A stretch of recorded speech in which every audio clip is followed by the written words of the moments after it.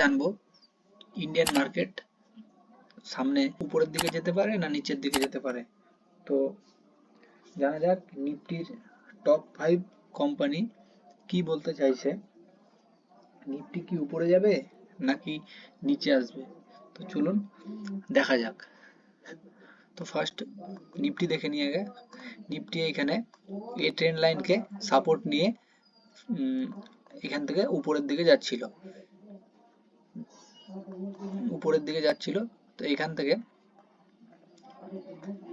কিন্তু মার্কেটে একটা ট্রেন্ড লাইনে ব্রেকডাউন হয়েছে। তো এই ট্রেন্ড লাইনকে ব্রেকডাউন করার পর মার্কেট নিচে এসে কিছুটা পুল ব্যাক করছে। তো এইখান থেকে মার্কেট কি নিচে আসবে নাকি উপরে যাবে। তো আমাদেরকে দেখতে হবে যে নিফটির যেসব স্টক গুলো আছে, যারা নিফটিকে উপরে বা নিচে নিয়ে আসে, তারা কি বলতে চাইছে। তো নিফটির সব থেকে বেশি ওয়েটেজ আছে রিলায়েন্সের। রিলায়েন্স ইন্ডাস্ট্রি দেখি কি বলতে চাইছে। তো রিলায়েন্স এখানে একটা ট্রেন লাইনের ব্রেকডাউন করেছে। ব্রেকডাউন করে মার্কেট কিন্তু আবার কিছুটা পুল ব্যাক করছে, নিফটির মতো সেম কন্ডিশন এখানে বানিয়েছে। এখানে কিন্তু পুল ব্যাক করে রেজিস্ট্যান্সের কাছে মার্কেট গিয়ে এখানে কিন্তু বায়াররা ইন্টারেস্টেড না বাইং করার জন্য, ইন্টারেস্টেড না। তো এখান থেকে কি করতে পারে মার্কেট কিন্তু আবার নিচের দিকে আসতে পারে। রিলায়েন্সের চার্ট যা বলতে চাইছে যে মার্কেট আবার নিচের দিকে আসতে পারে। তো দ্বিতীয় ওয়েটেজ যার বেশি সব থেকে, সেটা হচ্ছে টিসিএস। তো টিসিএস কি বলতে চাইছে, টিসিএস এখানে বলতে চাইছে এইখান থেকে কিন্তু টিসিএস ট্রেন্ড লাইনকে ব্রেকডাউন করে এখানে একটা হরিজন্টাল লাইনকেও ব্রেকডাউন করেছে। ব্রেকডাউন করে গ্যাপ ডাউন ওপেন হওয়ার পর এখানে একটা স্পিনিং টপ টাইপ ক্যান্ডেল একটা ফর্মেশন করেছে। তো এখান থেকে তো হরিজন্টাল লাইনের আর ট্রেন্ড লাইনের দুটোরই ব্রেকডাউন হয়ে গেছে। তো এইখান থেকেও কিন্তু ইন্ডিকেট করছে টিসিএস যে মার্কেট নিচের দিকে যেতে পারে। এবার দেখবো আমরা এইচডিএফসি ব্যাংক। তো এইচডিএফসি ব্যাংক এখানে কি বলতে চাইছে। এইচডিএফসি ব্যাংক কিছুদিন আগে এখান থেকে একটা ডাউনফল দেখা যাওয়ার পরে এখানে কিন্তু মার্কেট কিছুদিন থেকে কনসলিডেট করছে। তো এইখানে কিন্তু বায়ার্সরা ইন্টারেস্টেড না এখানে বাইং করতে। এটার ব্রেকআউট করার পরও কিন্তু উপরের দিকে আর যাচ্ছে না।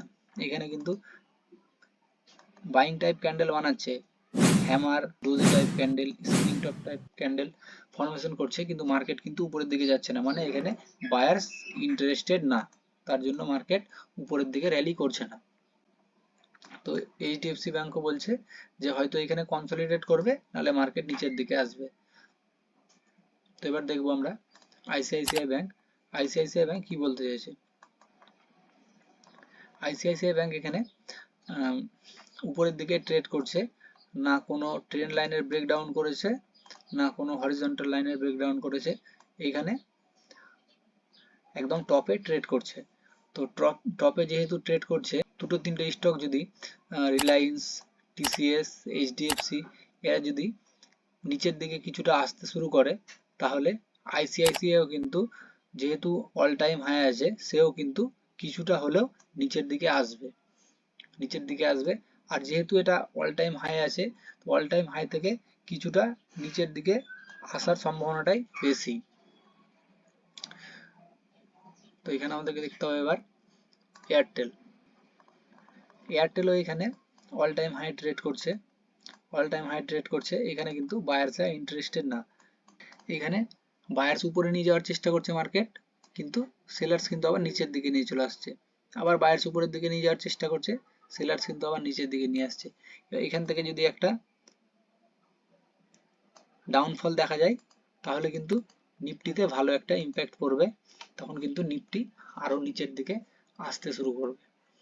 তো ওভারঅল মার্কেট স্ট্রাকচার যা বলতে চাইছে যে মার্কেট কিন্তু এখন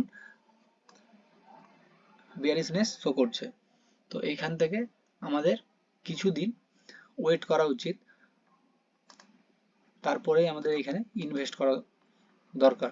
কারণ এখন যদি ইনভেস্ট করা হয়, এখন যদি কোনো স্টকে আমি ইনভেস্ট করি, সেটা যদি 100 টাকা হয় প্রাইস, তাহলে মার্কেট যদি কিছুটা নিচের দিকে আসে, সেটা যদি আমি 90 টাকাতে পাই, তাহলে আমার 10 টাকা প্রথমেই প্রফিট।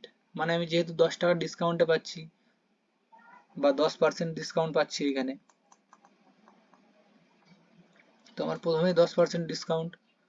তো তার জন্য এখন ইনভেস্ট না করে মোটামুটি নিফটি হয়তো 21,000 বা 21,500 কাছাকাছি মার্কেট কিন্তু আসতে পারে। তো এইসবে আসার সময় আমাদের কোয়ান্টিটি অ্যাড করা উচিত। কোয়ান্টিটি অ্যাড করা শুরু করা উচিত এইখান থেকে 21,500 থেকে শুরু করা উচিত। আর নিচের দিকে যতটা আসবে আস্তে আস্তে করে কোয়ান্টিটি অ্যাড করতে থাকা উচিত। কারণটা হচ্ছে একদম বটমে কিন্তু কোনোদিনই কেনা যায় না, কারণ বোঝাই যাবে না কখন মার্কেট রিভার্স হয়ে গেছে। তাই এইখান থেকে যখন ব্রেকডাউন করবে তখনই ইনভেস্ট করতে শুরু করে দেওয়া উচিত। এতটা যখন আসবে এখানেও তখন আরো কোয়ান্টিটি অ্যাড করা যাবে। তো এইভাবেই আমাদেরকে ইনভেস্টটা শুরু করা উচিত। তো ভিডিওটা ভালো লাগলে ভিডিওটিতে লাইক এবং কমেন্ট করে আমাদের চ্যানেলটিকে সাবস্ক্রাইব করবেন।